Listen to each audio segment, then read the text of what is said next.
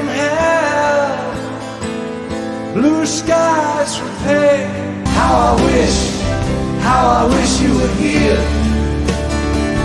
Wish You're Here, do Pink Floyd, é aquela música que todo mundo conhece, mas nem todo mundo entendeu o que realmente está acontecendo ali. Por baixo daquele violão que é mais suave, daquela melodia triste e também daquela letra que dá assim uma sensação grande de saudade, tem um vazio enorme. E tem ali também uma carta aberta sobre loucura, sobre perda, sobre fama, dor e, no fim das contas, sobre o que todos nós somos ao mesmo tempo. Não é só uma homenagem ao Syd Barrett, né, o ex-integrante que saiu da banda por causa dos seus problemas mentais. E nem é só uma crítica velada para a indústria da música que estava engolindo o Pink Floyd naquela época. Em Wish You Here tem uma mensagem sobre aquele medo de perder o controle, de enlouquecer, de não aguentar a pressão e de se olhar no espelho e não conseguir se reconhecer mais. Depois de você realmente entender o que existe por trás dessa música que é incrível, eu te garanto que você nunca mais vai escutar Wish You Here do mesmo jeito.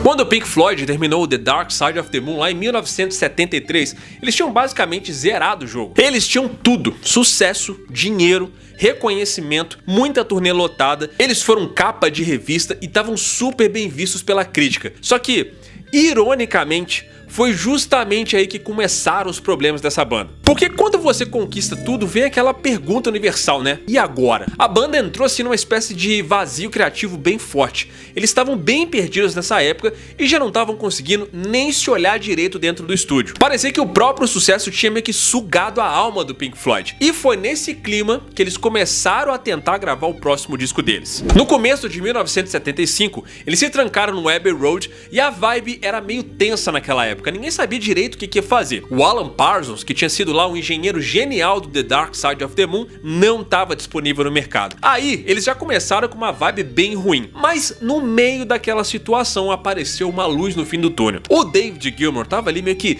brincando com um riffzinho até bem simples num violão de 12 cordas que ele tinha acabado de comprar. Foram só 4 notas. O Roger Waters ouviu aquilo, parou e falou: toca isso aí de novo. Aí o David Gilmour foi lá, tocou e o Roger Waters falou: então é só isso aí mesmo? Então deixa eu tentar uma parada aqui. E foi assim que nasceu a Wish You're Here. Em coisa de 1 hora, o Roger Waters colocou um fluxo de consciência naqueles 4 acordes ali, que virou uma das letras mais fortes que ele já escreveu na carreira dele. So I played a few chords and wrote the song very, very quickly, as I recall. Probably in an hour. So it was one of those happy times when stream of consciousness works and words come out that have meter and meaning and are musical and fit a melody. It was when we were making the record Wish You Were Here, which was all about absence, and it was to some extent about the loss of Syd Barrett, who had succumbed to mental illness 7 or 8 years before. O peso emocional que estava no estúdio naquela época ia muito além dessa dificuldade criativa. O eixo dessa história aí tem um nome: Syd Barrett, o cara que fundou o Pink Floyd, o gênio psicodélico que deu o primeiro DNA da banda. Ele era o cara que escrevia as músicas, era o cara que tinha as ideias mais absurdas e que liderou aquele som psicodélico que colocou a banda no mapa lá nos anos 60. Só que junto dessa criatividade absurda veio o outro lado da moeda, que foi o colapso mental dele. O abuso pesado de LSD detonou a cabeça do Syd de um jeito que ninguém conseguiu controlar. Ele começou a ter vários surtos no palco, ele esquecia a letra, parava no meio dos shows e simplesmente ficava ali, catatônico. Às vezes, ficava só olhando por nada como se tivesse um outro planeta. Alguns caras tentaram especular alguma coisa sobre esquizofrenia. Outras pessoas falaram de psicose induzida por droga. Mas no fim das contas, cara, ninguém soube direito o que aconteceu com ele. Só que, de qualquer forma, ele meio que foi sumindo por causa disso, a ponto de sumir dentro da própria mente dele e virar uma casca vazia. A cabeça dele foi derretendo devagar e o Pink Floyd foi ficando cada vez mais sem opção. Eles tentaram aguentar o máximo que eles puderam, mas chegou uma hora que eles não tinham mais o que fazer. Foi aí que entrou o David Gilmour. Quando o Pink Floyd percebeu que o Syd não ia mais conseguir tocar, eles chamaram David Gilmour primeiro para tentar dar um suporte, um apoio de palco, para dividir guitarra e tal e ajudar nos shows. Só que não demorou muito para ficar claro que o Syd não ia mais voltar. E o David acabou virando o substituto definitivo. Mas nunca foi só uma troca de guitarrista. O David Gilmour estava carregando o peso de estar ocupando o lugar de um amigo que estava perdendo a própria mente dele. E isso afetou todo mundo no Pink Floyd. E o David Gilmour sempre carregou essa ligação emocional, tanto que até hoje, quando ele canta Wish You Were Here, dá pra sentir que por trás do que ele tá tocando, tem um amigo cantando pra alguém que ele nunca mais vai conseguir alcançar.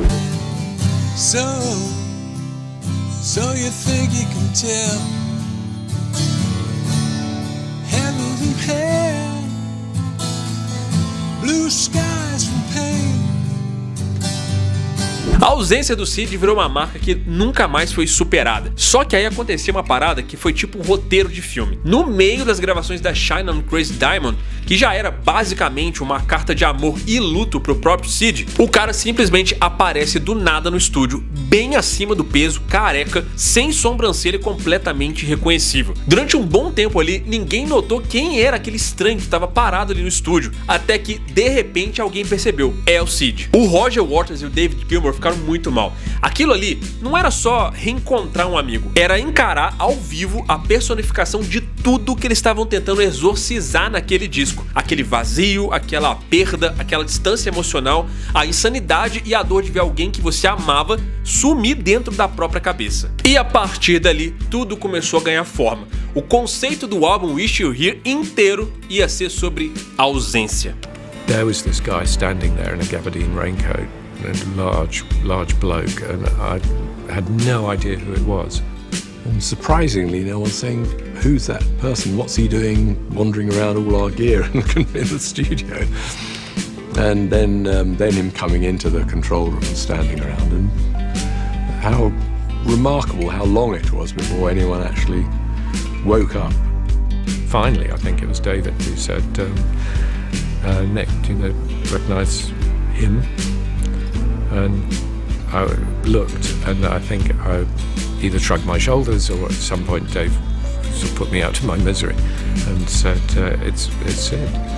And we just sort of stood there, or sat there and just sort of shell-shocked, basically. Quando o Roger Waters percebeu que a letra que ele tinha acabado de escrever não era só sobre o Sid, mas também sobre ele mesmo e também sobre a atual conjuntura que o Pink Floyd vivia naquele momento, o álbum inteiro ganhou uma profundidade que era muito maior. Porque ali não era só uma espécie de luto para um amigo que estava com um problema de saúde grave, era também uma crise existencial dos 4 caras que tinham tudo, mas que estavam se sentindo extremamente vazios por dentro. Depois do sucesso absurdo do The Dark Side of the Moon, a banda já não sabia mais o que eles eram. Eles tinham a gravadora pressionando eles, tinha gente no mercado jogando dinheiro na mesa, tinha muito empresário que estava sugando tudo que podia do emocional deles, e o pior, eles mesmos estavam meio que se distanciando emocionalmente. A amizade já não era mais a mesma. Agora eles eram assim uma máquina multimilionária, e é aí que o tema da ausência vira o coração não só da Wish You Were Here, mas também do disco inteiro, assim como essa atitude linda e admirável que você vai ter agora de dar um like nesse vídeo que tá muito da hora. Fala sério, tá maneiro, não tá? E vai se inscrever bem aqui também, pra dar aquela moral, né? O álbum começa com Shine on Crazy Diamond, que já te joga direto na homenagem ao Syd Barrett. Tudo nela tem um peso emocional.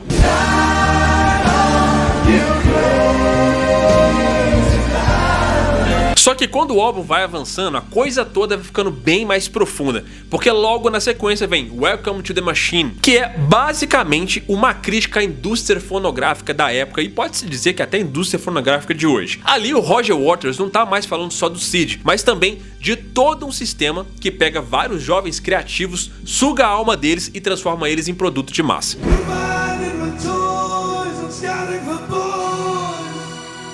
E aí, em Have a Cigar, o próprio Roger Waters e o David Gilmour tentaram cantar, mas nenhum dos dois ficou satisfeito com o resultado que eles tiraram no estúdio. Aí no fim, quem gravou o vocal dessa música foi o Roy Harper, um amigo deles que estava perto no estúdio na hora. E a letra é uma metralhadora contra o mercado musical.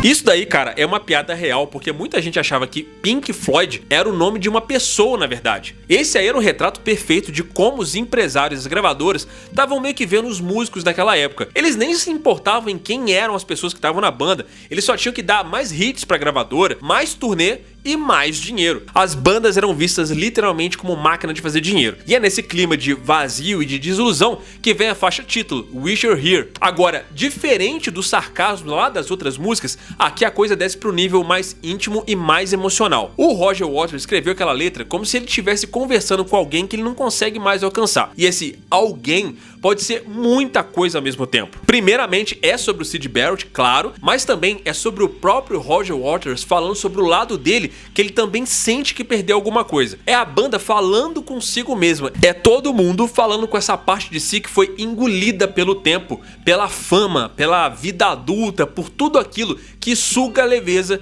e deixa só o peso. A música já começa genial num detalhe técnico. Aquela introdução no rádio com som meio abafado é o David Gilmour gravando o próprio violão num rádio AM para dar aquele efeito de distância, como se alguém estivesse tocando lá na sala e você estivesse escutando isso de longe.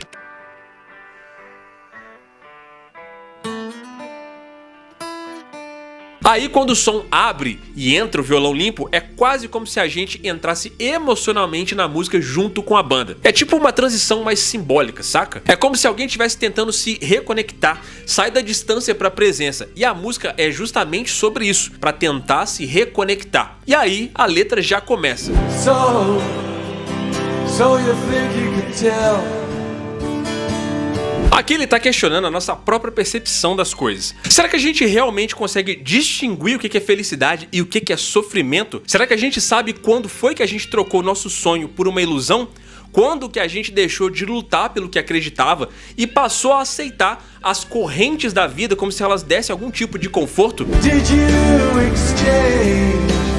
Walk on part in the wall? Essa daí, cara, é uma das melhores linhas que o Roger Waters já escreveu. Ele é basicamente sobre perguntar: você preferiu ser o protagonista dessa vida fácil, confortável e previsível ao invés de encarar a incerteza do mundo real? Aqui ele tá falando que não importa se você é famoso, se você tá no topo da carreira ou se você tá tentando só pagar o seu aluguel. Todo mundo meio que tem essa escolha diária, que é a de seguir o caminho mais difícil, mas que é verdadeiro, ou aceitar esse papel bonito e vazio que o sistema tá te oferecendo. E quando ele canta: We're just two lost souls swimming in a fishbowl, year after year. Isso aí é uma metáfora perfeita para essa repetição sufocante que a vida vai virando. A gente fica meio que preso no aquário, nadando em círculo, vendo as mesmas paredes todo santo dia, repetindo sempre a mesma rotina, com aquela sensação constante de que tá faltando alguma coisa. E detalhe, quando o Roger Waters escreveu isso aqui, ele não tava só falando do Syd, mas, como eu falei, ele tava falando dele próprio e do Pink Floyd, porque foi exatamente isso que o sucesso tinha virado para todos eles. Eles estavam presos nessa espécie de aquário da fama, nessa coisa de obrigação e também de muita expectativa. O sucesso deles acabou virando uma prisão para todos eles. Enquanto o público tava vendo o Pink Floyd como esses deuses inalcançáveis do progressivo, por dentro os caras estavam cada vez pior. Eles não eram mais só uma banda lidando com a ausência do Syd Barrett, era cada um deles lutando contra a própria ausência interna. E isso aí aparece até na forma como o disco foi gravado. As sessões foram bem longas, muito exaustivas e nem sempre todos eles estavam no estúdio ao mesmo tempo. Às vezes o Roger Waters gravava de tarde, enquanto o David Gilmour aparecia de noite. O Richard Wright sumia por vários dias e meio que cada um foi tentando lidar com aquela pressão do seu próprio jeito. E para piorar, a relação entre o Roger Waters e o David Gilmour já estava rachada ali. Esse desgaste aí ia explodir de uma vez por todas alguns anos pra frente, mas aqui a tensão já estava muito pesada. Mesmo assim, cara, é muito impressionante como a genialidade desses caras aqui conseguiu aparecer no meio dessa bagunça toda da época. A produção do álbum tem um nível de detalhamento que, assim, absurdo. Cada barulhinho, cada transição aqui foi pensada para dar essa sensação de vazio, de ausência e de muita desconexão. Até a capa do disco entra nessa camada mais simbólica. Aquela imagem de dois empresários que estão apertando as mãos e um deles está pegando fogo foi ideia do Storm Thorgerson, que sempre trocava aí altas ideias com a banda para captar o espírito do álbum que eles estavam querendo. O conceito central era justamente esse da ausência. A ausência de sentimento nos negócios, a ausência do próprio Syd, a ausência da inocência paciência, e o cara literalmente colocou isso na capa. Um aperto de mão muito vazio, onde o cara tá sendo queimado, que é uma metáfora perfeita para como funciona o jogo da indústria da música. E olha só que maneiro, o cara que tá pegando fogo na foto era um dublê de verdade, usando uma roupa anti-chamas. E mesmo assim, durante a sessão de fotos, o vento virou e o fogo subiu na direção do rosto dele. Esse dublê teve parte do bigode queimado e os bombeiros tiveram que entrar correndo para apagar o fogo. Ou seja, até a arte da capa virou uma tragédia real. E no fim, foi essa foto tensa e carregada que virou a arte visual de Wish You Were Here. In the meetings that Storm and I had, one of the topics was somebody getting burnt in the business, which was an expression at the time, man, I've been burned. So what more logical kind of Magritte concept, if you like, would be than two men shaking hands and one of them's getting burnt. So he's naturally on fire. We had the money and the power and the support of Pink Floyd behind us, who said, we like this idea, go and do it properly. It costs a lot of money. Mas o peso emocional do álbum não ficou só nessa crítica à indústria e nem só nessa homenagem ao Sid. Ainda tem uma camada que é bem mais profunda. O Roger Waters estava inconscientemente lidando com a ausência pessoal do próprio pai, que morreu lá na Segunda Guerra enquanto ele ainda era uma criança. Em várias entrevistas ele disse que tudo no fundo sempre acabava voltando pro pai dele. A ausência do pai criou nele desde cedo essa ferida aberta de perda e vazio, e como a gente viu depois, isso aí acabou se refletindo muito mais lá no The Wall. E quando a gente escuta Wish You Were Here pensando nisso, o significado dobra de tamanho. Não é só sobre o Sid estar ausente e nem sobre uma banda que tá perdida. É o próprio Roger Waters que também tá falando de uma crise interna e tentando conversar com o vazio do pai que ele sempre carregou. Essa sensação de ausência, de perda e de isolamento é o que faz essa música se conectar com qualquer pessoa em qualquer época. Porque não importa quem você é, todo mundo já sentiu esse vazio em algum momento da vida, seja pela perda de alguém, ou pelo peso da rotina, ou pelo medo de não estar vivendo o que deveria estar vivendo, ou simplesmente por essa angústia silenciosa de ver a vida passando e você meio que andando em círculo. É por isso que Wish You Were Here virou esse culto à saudade, mas de uma saudade que vai além do tô com saudade de você. É uma saudade meio amarga de quem já foi, a saudade de alguém que já se foi e também deixou um espaço que é impossível de ser preenchido. Mesmo sendo um álbum carregado, sombrio, cheio de dor e vazio existencial, Wish You Were Here foi lançado em 1975 e foi direto pro topo das paradas. Enquanto a indústria da música estava obcecada tentando vender disco e criar infinitos hits, o Pink Floyd entregou um álbum inteiro sobre o quanto eles estavam se sentindo esmagados por toda aquela própria indústria. Ou seja, os caras venderam milhões, falando exatamente sobre como o sistema sugava a alma de quem vendia milhões. É quase assim um deboche bem irônico. Só que pra eles, internamente, não tinha nada de engraçado, porque o que pouca gente percebe é o quanto que aquele disco ali também foi, assim, de certa forma, um último respiro antes do fim daquele Pink Floyd. A tensão entre o Roger Waters e o David Gilmour, que já era, assim, perceptível aí durante o processo de gravação desse disco, só ia crescer e ia acabar chegando no ponto insustentável poucos anos depois. Wish You Were Here foi o último momento em que ainda existia, assim, uma certa unidade emocional ali, mesmo que ela tivesse totalmente quebrada dentro do Pink Floyd. E se a gente olhar aí com um pouco mais de distância, dá pra ver como esse álbum inteiro é meio que um paralelo da própria trajetória da banda até aquele momento. Eles começaram lá nos anos 60 com Syd Barrett liderando aquela viagem psicodélica mais experimental, criando músicas como Arnold Lane e CML Play. A mente do Sid meio que dava o tom daquilo, mas aí vieram as drogas, o desgaste mental e o afastamento dele. E os caras que ficaram tiveram que carregar a banda mesmo com a sombra do Sid em cima deles. Enquanto o Sid tava mal e sumiu, a banda encontrou seu auge criativo e comercial. The Dark Side of the Moon explodiu de um jeito que ninguém esperava que fosse acontecer. E foi esse sucesso monstruoso que começou a cobrar um preço psicológico dos quatro. Eles não estavam preparados para viver aquela engrenagem tão grande. Toda aquela liberdade artística inicial foi sendo meio que sufocada debaixo de contrato, pelas expectativas e também por muita burocracia. E o Wish You Were Here é a mensagem em áudio de como as coisas estavam no limite nessa época aí. Agora, se a gente for destrinchar mais ainda, mais profundamente a letra dessa música, dá pra ver o quanto o Roger Waters foi cirúrgico. Ele não tá falando só de dor de um jeito escancarado. Ele tá fazendo ali várias perguntas. Você acha que consegue distinguir céu do inferno? Céu azul da dor? Um campo verde de um trilho de aço frio? Ele não tá te dizendo o que pensar, ele tá te obrigando a encarar isso. A letra inteira foi construída nessa lógica de confronto interno. E quando chega naquela sequência final, Did you exchange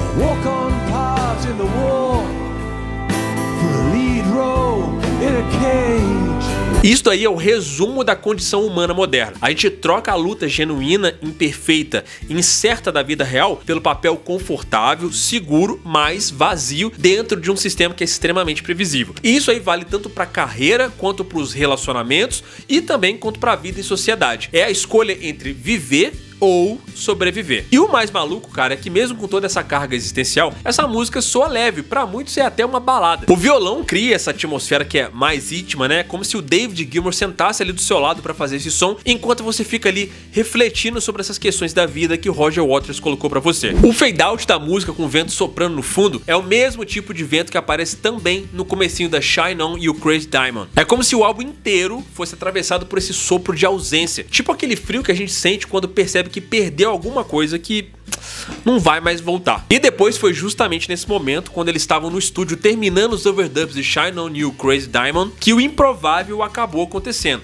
Esse foi o momento onde o Syd Barrett apareceu do nada e sem combinar com ninguém. O próprio Syd Barrett materializando tudo aquilo que ele estava exorcizando emocionalmente naquelas gravações. O Syd ficou lá um tempo, trocou até algumas palavras que ficaram assim meio desconexas na hora, assistiu um pouquinho das gravações e depois simplesmente saiu andando. E ninguém nunca mais viu ele publicamente depois disso. Ele voltou para o anonimato, sumiu da vida artística e viveu recluso até a morte dele em 2006. Mas aquela aparição no estúdio virou uma lenda interna da banda, como se o próprio espírito do álbum tivesse decidido aparecer para dar um último recado. E é aqui que a gente entende por que Wish You're Here virou o que virou. Porque o álbum não é sobre o Syd, nem é só sobre a fama, nem é só sobre o mercado musical. Ele é sobre esse vazio humano no sentido mais profundo da palavra, sobre o buraco que a gente tenta preencher com trabalho, com sucesso, com distração, com estabilidade, mas que tá sempre ali. É a ausência do que a gente perdeu, do que a gente podia ter sido, do que a gente foi um dia e do que a gente não é mais. E justamente por ser tão humana, tão honesta e tão visceral,